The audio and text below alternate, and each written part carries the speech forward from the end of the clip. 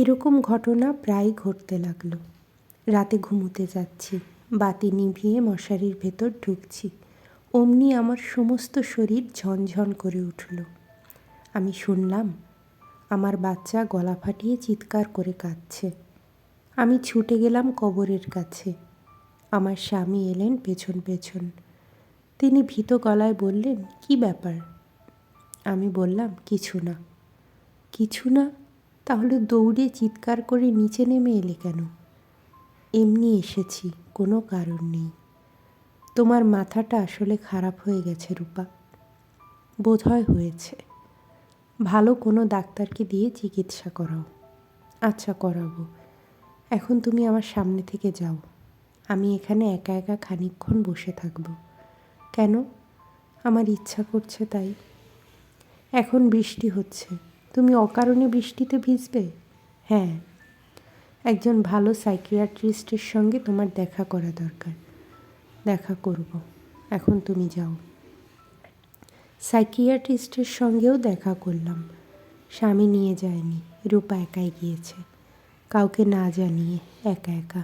Psychiatrist বেশ বয়স্ক মানুষ, মাথার চুল ধবধবে সাদা, হাসি খুশি মানুষ।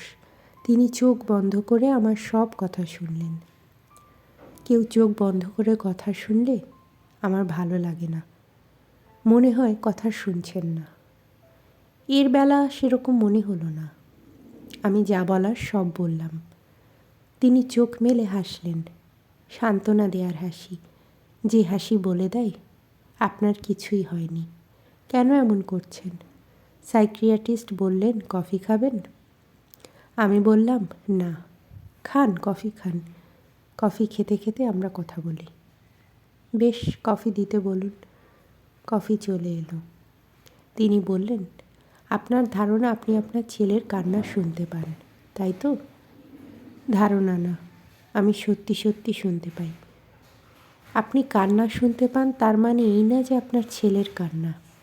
ছোট বাচ্চাদের কান্না একরকম। আমি আমার ছেলের কান্নাই শুনতে পাই। আচ্ছা বেশ, সব সময় শুনতে পান না মাঝে মাঝে পান? মাঝে মাঝে পাই। আগে থেকে কি বুঝতে পারেন যে এখন কান্না শুনবেন? তার মানে কি? গা শিরশির করে কিংবা মাথা ধরে, যার পরপর কথা শোনা যায়? না, তেমন কিছু না। আপনার মা মারা গিয়েছেন, তার কথা কি শুনতে পান? না। আপনার সমস্যাটা তেমন জটিল নয়। আপনার ছেলের মৃত্যুজনিত আঘাতে এটা হয়েছে। আঘাত ছিল তীব্র। এতে মস্তিষ্কের ইকুইলিব্রিয়াম খানিকটা ব্যাহত হয়েছে। আপনার কোলে আরেকটা শিশু এলে সমস্যা কেটে যাবে। আপনার যা হয়েছে সেটা হলো জীবনের দুঃখজনক স্মৃতি আপনার মনে অবদমিত অবস্থায় আছে। আপনি চলে গেছেন অ্যাংজাইটি স্টেটে, সেখান থেকে নিউরাস্থেনিয়া। আপনার কথা কিছু বুঝতে পারছি না। বোঝার দরকার নেই। এমন কিছু করুন যেন নিজে নিজে ব্যস্ত থাকতে পারেন। ঘুমের ওষুধ দিচ্ছি। রাতে ঘুমোবার সময় খাবেন যাতে ঘুমটা ভালো হয়। যখন আবার কান্নার শব্দ শুনবেন তখন দৌড়ে কবরের কাছে যাবেন না, কারণ কান্নার শব্দ কবর থেকে আসছে না। শব্দ তৈরি হচ্ছে আপনার মস্তিষ্কে। আপনি নিজেকেই নিজে বোঝাবেন। মনে মনে বলবেন, এসব কিছু না, এসব কিছু না। ওকে? আর বাড়িটাও ছেড়ে দিন। ওই বাড়ি ছেড়ে অন্য কোথাও চলে যান। ডাক্তার সাহেবের ঘর থেকে বের হয়ে বেবি ট্যাক্সি নিয়েছি। ঠিক তখন স্পষ্ট আবার কান্নার শব্দ শুনলাম। আমার বাচ্চাটি যে কাঁদছে এতে কোনো সন্দেহ নেই। আমি মনে মনে বললাম, আমি কিছু শুনছি না, আমি কিছু শুনছি না। তাতে লাভ হলো না। সারা পথ আমি আমার বাচ্চার কান্না শুনতে শুনতে বাড়িতে এলাম। আমার স্বামী খুব ভালোভাবে পাশ করলেন। ইলেকট্রিক্যাল ইঞ্জিনিয়ারিংয়ে প্রথম শ্রেণীতে প্রথম স্থান পেয়ে গেলেন। বিশ্ববিদ্যালয়েই তার একটা চাকরি হলো। আমরা আমাদের বাড়ি ছেড়ে কলাবাগানে 2 কামরার ছোট একটা ঘর ভাড়া নিলাম। আমি সংসারে মন দেওয়ার চেষ্টা করলাম। প্রচুর কাজ এবং প্রচুর অকাজ করি আমি। রান্নাবান্না করি, সেলাইয়ের কাজ করি, আচার বানানোর চেষ্টা করি। যে ঘর একবার মোছা হয়েছে সেই ঘর আবার ভেজা ন্যাকড়ায় ভিজিয়ে দিই। কাজের একটা মেয়ে ছিল, তাকেও ছাড়িয়ে দিলাম। কারণ একটাই, আমি যাতে ব্যস্ত থাকতে পারি। সারাদিন ব্যস্ততায় কাটে। রাতের বেলায়ও আমার স্বামী আমাকে অনেক রাত পর্যন্ত জাগিয়ে রাখেন। শারীরিক ভালোবাসার উন্মাদনা এখন আমার নেই, তবু ভান করি যেন প্রবল আনন্দে সময় কাটছে। আসলে কাটে না। হঠাৎ হঠাৎ আমি আমার বাচ্চার কান্না শুনতে পাই। আমার সমস্ত ইন্দ্রিয় অবশ হয়ে আসে। আমার স্বামী বিরক্ত গলায় বললেন, কি হলো, এরকম করছো কেন? আমি নিজেকে সামলাতে চেষ্টা করি। তিনি তিক্ত গলায় বলেন, এসব ঢং কবে বন্ধ করবে? আর তো সহ্য হয় না। মানুষের সহ্যের একটা সীমা আছে। আমি কাঁদতে শুরু করি। তিনি কুৎসিত গলায় বললেন, বাথরুমের দরজা বন্ধ করে কাঁদো, সামনে না। খবরদার চোখের সামনে কাঁদবে না। ভাড়া বাসায় বেশি দিন থাকা আমার পক্ষে সম্ভব হলো না। আমি প্রায় জোর করেই নিজের বাড়িতে ফিরে গেলাম। যে বাড়িতে আমার ছোট্ট বাবার কবর আছে, সেই বাড়ি ছেড়ে আমি কি করে দূরে থাকব? নিজের বাড়িতে ফেরার পরপর আলস্য আমাকে জড়িয়ে ধরল। কোনো কাজেই মন বসে না। আমি বেশিরভাগ সময় বসে থাকি আমার বাবুর কবরের পাশে। দোতলার সিঁড়ি থেকে ক্রুব্ধ চোখে আমাকে দেখেন আমার স্বামী। তার চোখে রাগ ছাড়াও আর যা থাকে, তার নাম ঘৃণা। মাথার যন্ত্রণা পুরোপুরি অগ্রাহ্য করে মিসির আলী তার নোট বই লিখে ভরিয়ে ফেলেছেন। রূপার লেখা বারবার পড়ছেন। স্বামীর সঙ্গে মেয়েটির সম্পর্ক তিনি ঠিক ধরতে পারছেন না। মেয়েটির এই ভয়াবহ সমস্যায় স্বামীর অংশ কতটুকু তা বের করা দরকার। রূপার পুরো লেখাটা স্বামীর প্রতি ঘৃণা নিয়ে লেখা। তারপরেও বোঝা যাচ্ছে ছেলেটি তার স্ত্রীকে সাহায্য করার চেষ্টা করছে। সাইকিয়াট্রিস্টের কাছে নিয়ে গিয়েছে। সাইকিয়াট্রিস্টের কথা মতো আলাদা বাসা ভাড়া করেছে। মিসির আলী তার নোট বইতে লিখলেন, আমাকে ধরে নিতে হবে মেয়েটি মানসিক দিক থেকে সুস্থ নয়। সে পৃথিবীকে তার অসুস্থ মানসিকতা নিয়ে দেখছে এবং বিচার করছে। স্বামীকেও সে একইভাবে দেখছে। সে তার স্বামীর ছবি যেভাবে এঁকেছে তাতে তাকে ঘৃণ্য মানুষ বলে মনে হচ্ছে।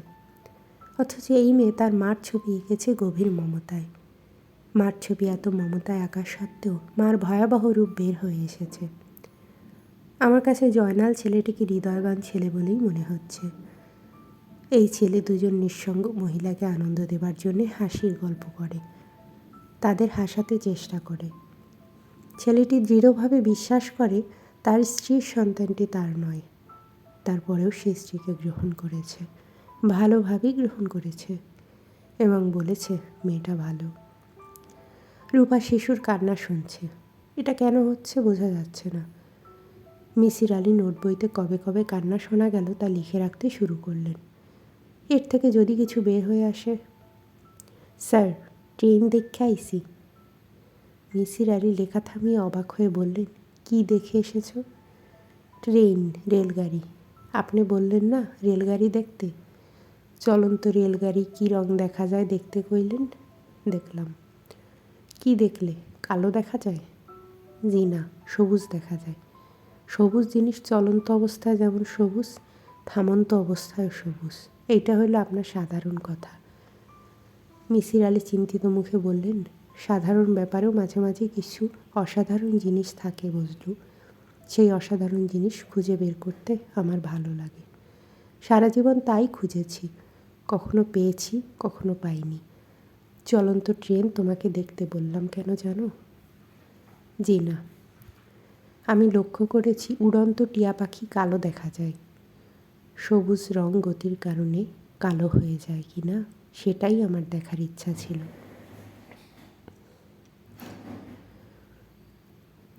উড়ন্ত টিয়া পাখি কালো দেখা যায় জানতাম না স্যার। আমিও জানতাম না, দেখে অবাক হয়েছি। আচ্ছা বজলু, তুমি যাও। আমি এখন জরুরি একটা কাজ করছি। একটা মেয়ের সমস্যা নিয়ে ভাবছি। বজলু বলল, গৌরীপুর থাইক্কা ডাক্তার সাহেব আসছেন, আপনারে দেখতে চান। এখন দেখা হবে না। আপনার মাথা ধরার বিষয়ে কথা বলতে চান। এখন কথাও বলতে পারবো না। আমি ব্যস্ত, অসম্ভব ব্যস্ত। বজলু মানুষটার মধ্যে ব্যস্ততার কিছু দেখল না। কাত হয়ে বিছানায় পড়ে আছে, হাতে একটা খাতা। এর নাম ব্যস্ততা? বজলু মাথা চুলকে বলল, রাতে কি খাবেন স্যার? চা খাবো। ভাত তরকারির কথা বলতেছিলাম। হাঁস খাইবেন? অবশ্য বর্ষাকালে হাঁসের মাংসে কোনো টেস্ট থাকে না। হাঁস খেতে হয় শীতকালে, নতুন ধান ওঠার পরে। নতুন ধান খাওয়ার কারণে হাঁসের শরীরে হয় চর্বি। তুমি এখন যাও বুঝলু। মিসির আলি খাতা খুললেন। আমার স্বামী এমএস করার জন্যে আজ সকালে টেক্সাস চলে গেলেন। টিচিং অ্যাসিস্ট্যান্টশিপ নিয়ে গেলেন। যাবার টিকিট আমি করে দিলাম।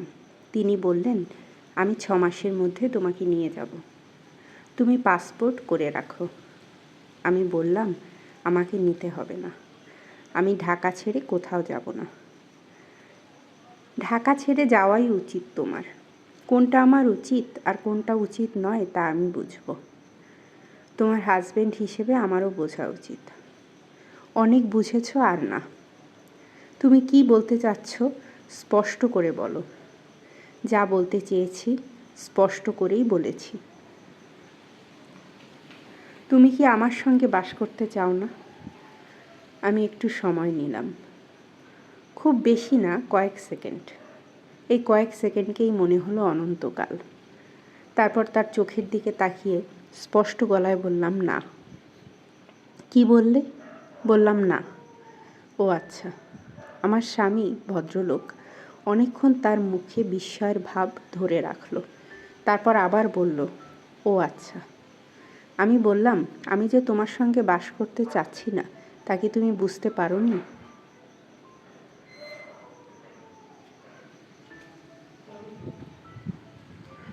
না, পারিনি। আমি হাসলাম। সে বলল, তোমার টাকাটা আমি পৌঁছেই পাঠিয়ে দেব, দেরি করব না।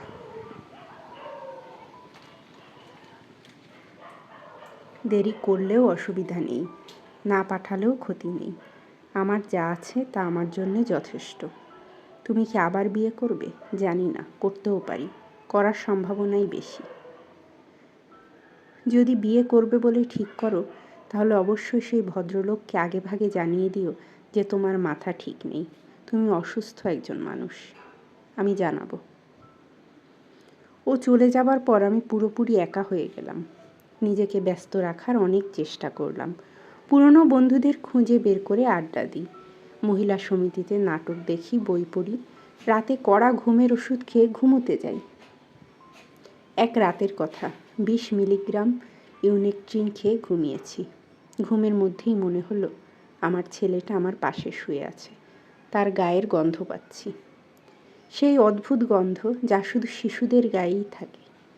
এক একজনের গায়ে এক এক রকম গন্ধ, যা শুধু মায়েরাই আলাদা করতে পারেন। আমি ছেলের মাথায় হাত রাখলাম। মাথা ভর্তি চুল, রেশমের মতো নরম কোঁকড়ানো চুল। ঘুম ভেঙে গেল। ধর্মর করে উঠে বসলাম। কোথাও কেউ নেই, থাকার কথাও নয়। স্বপ্ন তো স্বপ্নই, কিন্তু স্বপ্ন এত স্পষ্ট, সত্যের এত কাছাকাছি। তৃষ্ণা পেয়েছিল। ঠান্ডা পানির জন্যে খাবার ঘরে গিয়েছি। ফ্রিজের দরজায় হাত রেখেছি। আর ঠিক তখন শুনলাম আমার ছেলে আমাকে ডাকছে, মা, মা। এতদিন শুধু কান্নার শব্দ শুনেছি, আজ প্রথম তাকে কিছু বলতে শুনলাম। আমার সমস্ত শরীর শক্ত হয়ে গেল। মনে হলো মাথা ঘুরে পড়ে যাব। অনেক কষ্টে নিজেকে সামলে নিয়ে কাঁপা কাঁপা গলায় ডাকলাম, ও খোকা, খোকা, তুই কি আমার কথা শুনতে পাচ্ছিস? কি আশ্চর্য কাণ্ড! আমার ছেলে জবাব দিল, স্পষ্ট বলল, হুম। তুই কোথায় খোকা? খোকা, তুই কোথায়? তুই কোথায়? আরেকবার আমাকে ডাকতো, আর মাত্র একবার। আমার ছেলে আমাকে ডাকলো, মা, মা। আমি সহ্য করতে পারলাম না, অচেতন হয়ে পড়ে গেলাম। আমি জানি এর সবটাই মায়া, এক ধরনের বিভ্রম। আমার মাথা এলোমেলো হয়ে আছে। দুঃখে, কষ্টে, যন্ত্রণায় আমার মাথা খারাপ হয়ে যাচ্ছে। কিছুদিনের মধ্যেই আমাকে পাগলাগারদে ঢুকিয়ে দেবে। একটা নির্জন ঘরে আটকা থাকবো। নিজের মনে হাসবো, কাঁদবো। গায়ের কাপড়ের কোনো ঠিক থাকবে না। অ্যাটেন্ডেন্টদের কেউ কেউ আমার গায়ে হাত দিয়ে আনন্দ পাবে। আমার কিছুই করার থাকবে না। এই সময় আমার এক বান্ধবী রেণুকা বলল, বুড়ি তুই ছবি করবি? আমার মামা ছবি বানাচ্ছেন, অল্প বয়সী সুন্দরী নায়িকা খুঁজছেন, তোকে দেখলে হাতে আকাশের চাঁদ পাবেন, তুই এত সুন্দর। আমি বললাম, তোর ধারণা আমি সুন্দর? সে বলল, পৃথিবীর 4 জন রূপবতীর মধ্যে তুই একজন। সেই 4 জনের নাম শুনবি? তুই, তারপর Helen of Troy, queen of সেবা, ক্লিওপেট্রা। তুই রাজি থাকলে মামাকে বলে দেখি। আমি তো অভিনয় জানি না। বাংলাদেশি ছবিতে অভিনয় করার প্রথম এবং একমাত্র যোগ্যতা হচ্ছে অভিনয় না জানা। তুই অভিনয় জানিস না শুনলে মামা আনন্দে লাফাতে থাকবে। করবি অভিনয়? করব। চল এখনই তোকে মামার কাছে নিয়ে যাই। প্রথম ছবি হিট করলো, দ্বিতীয় ছবি হিট করলো, তৃতীয় হলো সুপারহিট। ছবি করা তো কিছু না, নিজেকে ব্যস্ত রাখা। ডাবল শিফট কাজ করি, অমানসিক পরিশ্রম। রাতে ঘুমের ওষুধ খেয়ে মরার মতো ঘুমাই। অনেক দিন ছেলের কান্না শুনি না, কথা শুনি না। মনে হলো আমার মনের অসুখটা কেটে গেছে। এতে আনন্দিত হবার কথা, তা হই না। আমার ছেলের গলা শোনার জন্য তৃষিত থাকি। তারপর একদিন তার কথা শুনলাম। জায়া জননী ছবির ডাবিং হচ্ছে। পর্দায় ঠোঁট নাড়া দেখে ভয়েস দেওয়া। একটা বাক্য কিছুতেই মেলাতে পারছি না। ক্লোজ আপে ধরা আছে বলে ফাঁকি দেবার উপায় নেই। ঠোঁট মেলানোর চেষ্টা করতে করতে মহা বিরক্ত বোধ করছি। ডিরেক্টর বললেন, কিছুক্ষণ রেস্ট নাও রূপা, চা খাও। 10 মিনিট টি ব্রেক। আমি আমার ঘরে চলে এলাম। নায়িকাদের জন্য আলাদা একটা ঘর থাকে, সেখানে কারো প্রবেশাধিকার নেই। আমি একা একা চা খাচ্ছি।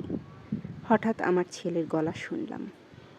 প্রায় 2 বছর পর শুনছি, কিন্তু এত স্পষ্ট, এত তীব্র, আমার শরীর ঝনঝন করে উঠল। মা, ও মা। কি খোকা, তুমি কি করো? চা খাচ্ছি। তুমি কোথায়? তুই কোথায় খোকা? এইখানে। কি করছিস? খেলছি। ও খোকা, খোকা। কি খোকা? ও কাছে আয়। আমার ছেলে কাঁদতে শুরু করলো। তারপর সব আবার চুপচাপ হয়ে গেল। আমি ঘর থেকে বের হয়ে ডিরেক্টরকে বললাম, আজ আর কাজ করব না, আমাকে বাড়ি পৌঁছে দিন, আমার ভয়ঙ্কর খারাপ লাগছে। সেই রাতে আমি একগাদা ঘুমের ওষুধ খেলাম, মরবার জন্যেই খেলাম। ডাক্তাররা আমাকে বাঁচিয়ে তুললেন। মিসির আলি খাতা বন্ধ করে ডাকলেন, বজলু, বজলু। ছুটে এলো। মিসির আলি বললেন, আমার ঢাকা যাওয়া দরকার। এখন যদি রওনা দিই তাহলে কতক্ষণে ঢাকা পৌঁছব? বজলু হতভম্ব হয়ে বলল, এখন কি যাইবেন? রাত 10টা বাজে। গৌরীপুর থেকে ঢাকা যাবার কোনো ট্রেন কি নেই? যে ট্রেন শেষ রাতে ছাড়ে। চলো রওনা দিয়ে দিই। স্যার, আপনার মাথাটা খারাপ। কিছুটা খারাপ তো বটেই। জ্যোৎস্না রাত আছে, জ্যোৎস্না দেখতে দেখতে যাব। সত্যি যাইবেন? হ্যাঁ, সত্যি যাব। একটি দুঃখী মেয়ের সঙ্গে দেখা করা দরকার, খুব দরকার। রূপা অবাক হয়ে তাকিয়ে আছে। মিসির আলি বললেন, এমন করে তাকাচ্ছ কেন? চিনতে পারছো না? পারছি। তোমার খাতা ফেরত দিতে এসেছি। সবটা পড়িনি, অর্ধেকের মতো পড়েছি। সবটা পড়েননি কেন? সবটা পড়ার প্রয়োজন বোধ করিনি। আমার যা জানার তা জেনেছি। তুমি শান্ত হয়ে আমার সামনে বসো, আমার যা বলার আমি বলবো। আমি যখন কথা বলবো তখন আমাকে থামাবে না, চুপ করে শুনে যাবে। রূপা কিছু বলল না, তীক্ষ্ণ দৃষ্টিতে তাকিয়ে রইল। মিসির আলি বললেন, তোমার খাতা পড়ে প্রথম যে ব্যাপারটায় আমার খটকা লেগেছে তা হচ্ছে, তোমার ছেলের কবর গোরস্থানে কেন হলো না? কেন তোমার বাড়িতে হলো? তোমার মা এই কাজটি কেন করলেন? যে মহিলা স্বামীর স্মৃতিচিহ্ন রাখেন না, সেই মহিলা তার নাতির স্মৃতিচিহ্ন ধরে রাখার চেষ্টা কেন করবেন? রহস্যটা কি? দ্বিতীয় খটকা, তোমার মা ধর্মপ্রাণ মহিলা। তিনি তোমার ছেলের কবরের কাছে দাঁড়িয়ে কখনো দোয়া দরুদ পড়েননি। আর মানে কি? এটা কি তাহলে কবর না, মেয়েকে ভোলানোর চেষ্টা? গোরস্থানে কবর দিতে হলে ডেথ সার্টিফিকেট লাগে। তার কাছে ডেথ সার্টিফিকেট ছিল না, কারণ বাচ্চাটি মরেনি। তুমি নিজেও তোমার মৃত শিশু দেখনি কিন্তু। ব্যাপারটা কি এরকম হতে পারে যে তোমার মা দেখলেন তোমাদের বিয়ে টিকিয়ে রাখতে হলে বাচ্চাটিকে মৃত ঘোষণা করাই সবচেয়ে ভালো বুদ্ধি? বাচ্চাটি দূরে সরিয়ে দিতে তার খারাপ লাগলো না, কারণ তিনিও খুব সম্ভব তোমার স্বামীর মতোই বিশ্বাস করেছেন যে এই শিশুর বাবা তোমার স্বামী নন। তোমার মা মানসিকভাবে অসুস্থ একজন মহিলা, তার পক্ষে এরকম মনে করাই স্বাভাবিক। এখন আসছি তুমি যে শিশুর কথা শুনতে পাচ্ছ সে ব্যাপারটিতে। শিশুর সঙ্গে মায়ের টেলিপ্যাথিক যোগাযোগ মোটামুটিভাবে স্বীকৃত। তুমি তারিখ দিয়ে দিয়ে সব লিখেছ বলে আমার খুব সুবিধা হয়েছে। আমি লক্ষ্য করলাম শুরুতে তুমি শুধু কান্না শুনতে। প্রথম যখন মা মা ডাক শুনলে হিসেব করে দেখলাম শিশুটির বয়স তখন 1 বছর। 1 বছর বয়সী শিশুরা মা ডাকতে শেখে। তোমার লেখা থেকে তারিখ দেখে হিসেব করে বের করলাম তোমার ছেলে পুরো বাক্য যখন বলছে তখন তার বয়স হচ্ছে 3 বছর। এই বয়সে বাচ্চারা ছোট ছোট বাক্য তৈরি করে। আশ্চর্যজনক হলেও সত্যি যে তোমার সঙ্গে তোমার ছেলের এক ধরনের যোগাযোগ হয়েছে। পুরো ব্যাপারটা প্যারানর্মাল সাইকোলজির বিষয় এবং রহস্যময় জগতের অসাধারণ একটি উদাহরণ। আমার ধারণা একটু চেষ্টা করলেই তুমি তোমার ছেলেকে খুঁজে পাবে। এত বড় একটা কাজ তোমার মা একা করতে পারেন না, তাকে কারো না কারো সাহায্য নিতে হয়েছে। তোমাদের বাড়ির দারোয়ান, কাজের মেয়ে, এদের কাছ থেকে সাহায্য পেতে পারো। পুলিশকে খবর দিতে পারো। বাংলাদেশের পুলিশের গোয়েন্দা বিভাগ ইচ্ছা করলে অসাধ্য সাধন করতে পারে। তারপরেও যদি কাজ না হয় তুমি তোমার টেলিপ্যাথিক ক্ষমতা ব্যবহার করো। ছেলের কাছ থেকেই জেনে নাও সে কোথায় আছে। রূপা একদৃষ্টিতে তাকিয়ে আছে। মিসির আলি বললেন, কিছু বলবে? রূপা নাসূচক মাথা নাড়ল। মিসির আলি বললেন, আজ উঠি, ধাক্কা সামলাতে তোমার সময় লাগবে। সাহস হারিও না, মন শক্ত রাখো, আর আমি যাই। রূপা কোনো উত্তর দিল না, মূর্তির মতো বসে রইল। 1 মাস পরের কথা। মিসির আলির শরীর খুব খারাপ করেছে। তিনি তার ঘরেই দিনরাত শুয়ে থাকেন। হোটেলের একটি ছেলে তাকে হোটেল থেকে খাবার দিয়ে যায়। বেশিরভাগ দিন সেই সব খাবার মুখে দিতে পারেন না। প্রায় সময়ই অসহ্য মাথার যন্ত্রণায় ছটফট করেন। এরকম সময়ে তিনি একটি চিঠি পেলেন। হাতের লেখা দেখেই চিনলেন রূপার চিঠি। রূপা লিখেছে, শ্রদ্ধাস্পদেষু, আমি আমার ছেলেকে খুঁজে পেয়েছি। সে এখন আমার সঙ্গেই আছে। আপনার সামনে আসার সাহস আমার নেই। আমি জানি আপনাকে দেখে চিৎকার করে কেঁদে কেটে একটা কাণ্ড করব। আপনাকে বিব্রত করব। আমি কোনো দিনই আপনার সামনে যাব না। শুধু একদিন আমার ছেলেটাকে পাঠাবো। আপনি তার একটি নাম দিয়ে দেবেন এবং তার মাথায় হাত দিয়ে একটু আদর করবেন। আপনার পূর্ণ স্পর্শে তার জীবন হবে মঙ্গলময়। আমি শুনেছি আপনার শরীর ভালো না, কঠিন অসুখ বাঁধিয়েছেন। আপনি চিন্তা করবেন না। একজন দুঃখী মার হৃদয় আপনি আনন্দে পূর্ণ করেছেন। তার প্রতিদান আল্লাহকে দিতেই হবে। আমি আল্লাহর কাছে আপনার আয়ু কামনা করছি। তিনি আমার প্রার্থনা শুনেছেন। মাথার তীব্র যন্ত্রণা নিয়েও তিনি হাসলেন। মনে মনে বললেন, বোকা মেয়ে। প্রকৃতি প্রার্থনার বশ নয়। প্রকৃতি প্রার্থনার বশ হলে পৃথিবীর চেহারাই পাল্টে যেত। পৃথিবীর জন্য প্রার্থনা তো কম করা হয়নি। মিসির আলি টিয়া পাখির বিষয়টি নিয়ে ভাবতে বসলেন। উড়ন্ত টিয়া পাখি কালো দেখায় কেন? কিছু একটা নিয়ে ব্যস্ত থাকা, মাথার তীব্র যন্ত্রণা ভুলে থাকার ছেলে মানুষই এক চেষ্টা। সমাপ্ত। সবাই ভালো থাকবেন। পরবর্তী গল্পে আবারও আপনাদের সঙ্গে দেখা হবে। আর অনুগ্রহপূর্বক আমার চ্যানেলটি সাবস্ক্রাইব করে আমার পাশেই থাকবেন।